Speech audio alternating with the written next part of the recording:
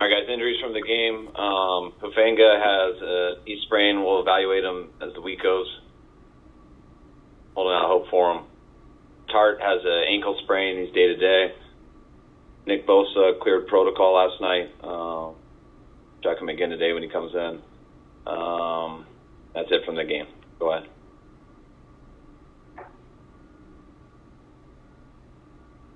Kyle, did you have any early sense? What kind of early sense do you have on guys like Alshire and Mitchell for Thursday night? I mean, we're holding out hope they'll be ready to go. I know it's a short turnaround here. They obviously weren't ready to go yesterday.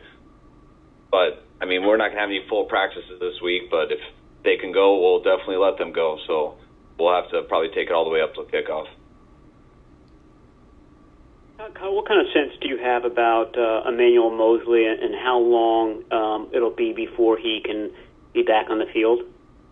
I mean, I think it's still going to be some time. I mean, I think we'd be fortunate to get him by LA. Hopefully, if he can't do it, then we find a way to make sure we're still playing after that game. Can you go over the decision to start Ambry Thomas and how you think he played in yesterday's game? I mean, he just got the reps all week in practice. We thought he did some good things for Cincinnati. By no means perfect, but definitely competed out there and had some good plays. And he did the best in practice all week. You know, we got Dante here late on Friday, and so we went with him and did some good things in the game, but definitely gave him some plays also with his penalties and getting beat there at the end. Thought he had some decent coverage. He's got to do a better job of making a play on the ball and not giving up the catch.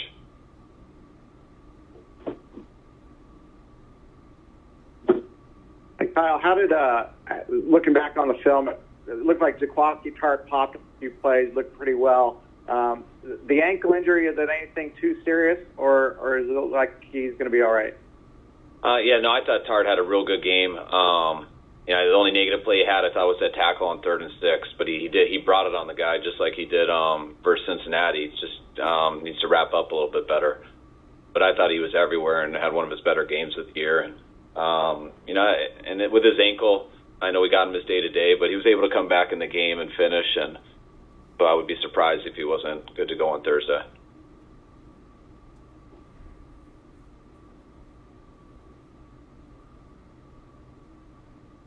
Well, as far as the kickoffs, is it a fatigue factor for Mitch now that we're in late December? Is it just kind of running out of leg here at the end of the season?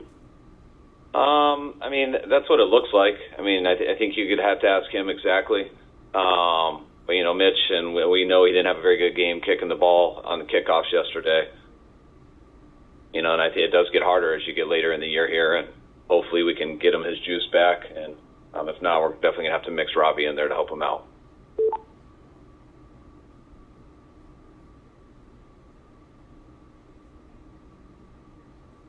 Well, offensively, it looks like the unit was really sharp yesterday. I mean, are they playing at,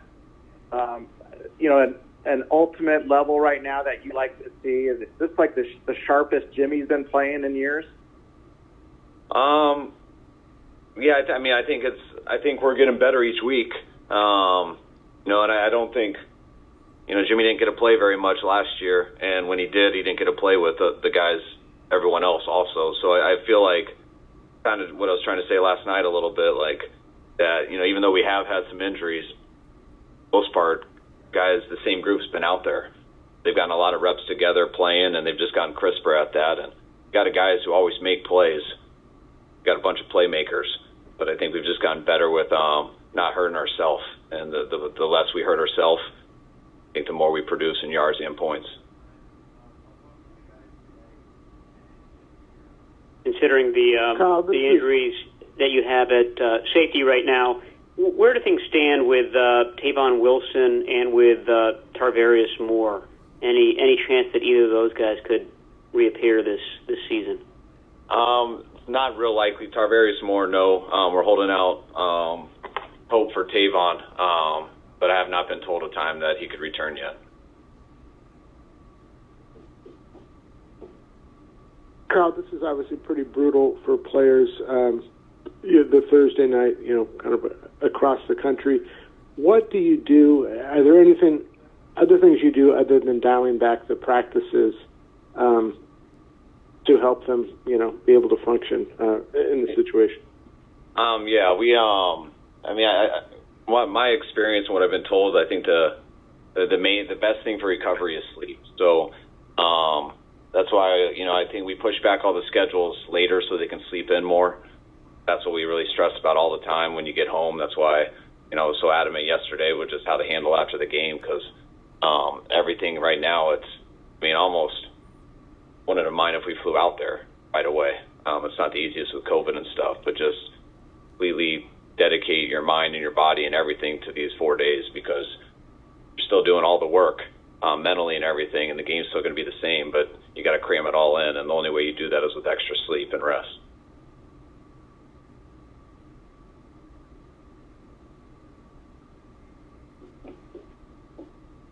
Do you know if your players adhered to the no party policy after the game?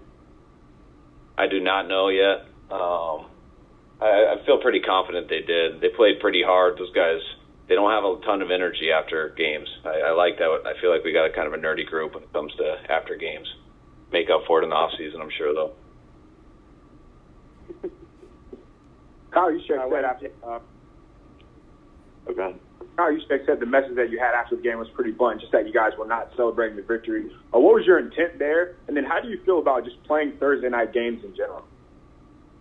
My intent there is just we don't have enough time. Today's Monday, but it's really Monday and Tuesday, so we're cramming in 48 hours into 24.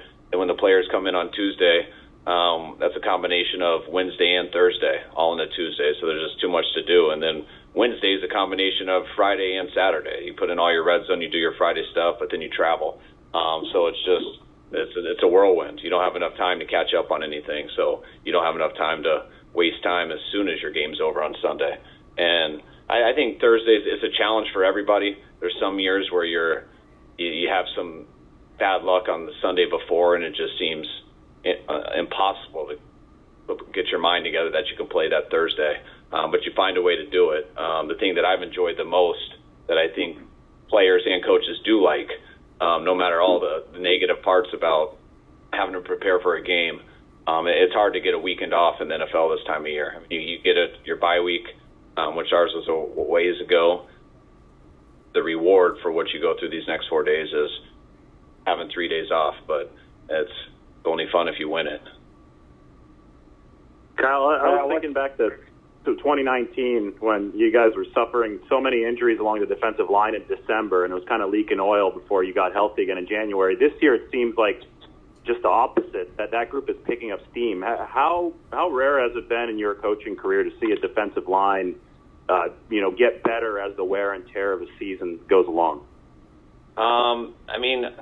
If you can stay healthy and stuff, I do feel like guys, sometimes you can lose your juice a little bit and you hit some lulls in the season, but also your body kind of just gets used to the callus of the season and the callus of practicing, and you play at the top of your game.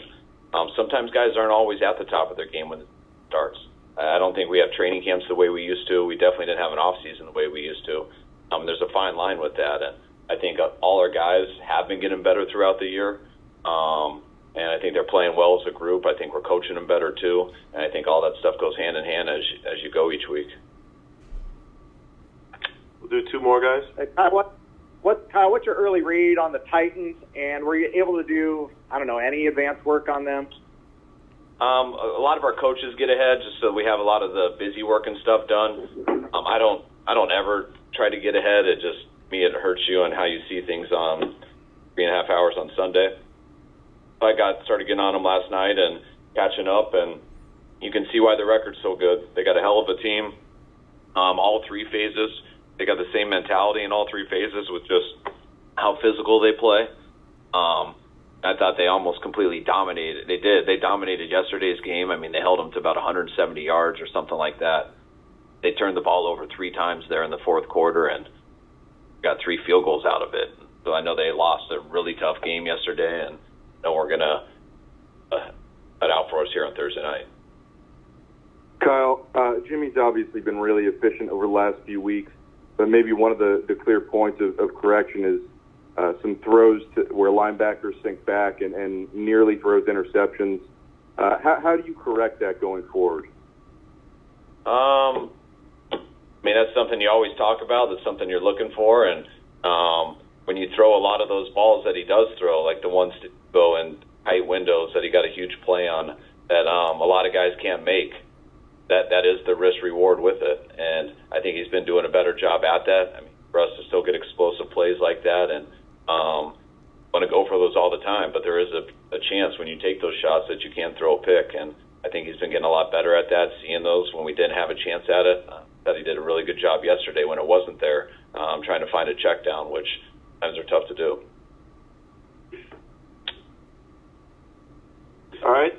Thank you, guys. We'll see you tomorrow. All right. Thanks, guys.